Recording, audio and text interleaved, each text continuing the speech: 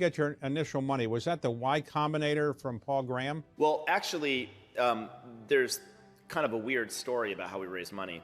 So we had this kind of quirky idea to sell collectible breakfast cereal. So Barack Obama, John McCain are both running for president, and we thought, the breakfast isn't selling we're a bed and breakfast. We're not selling beds. Maybe we can sell breakfast.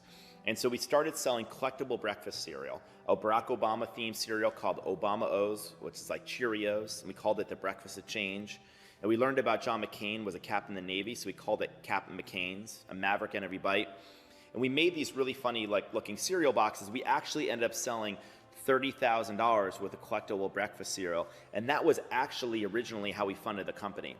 So now it's late 2008, we're like desperate. We've launched 3 times, no one's using it. I'm hot gluing cereal boxes in my kitchen.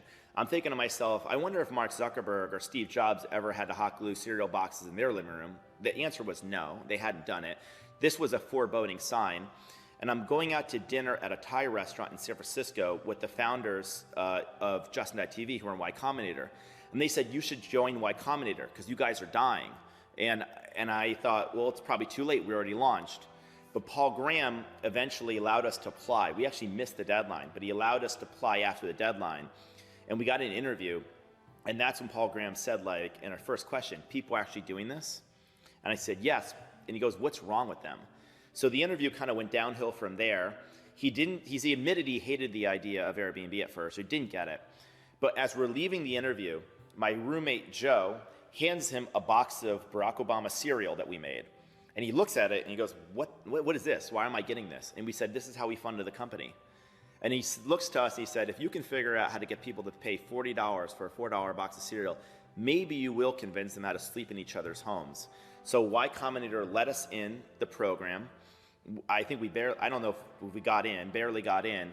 And the moment we got into the program, the recession is occurring. People are desperate to save their homes.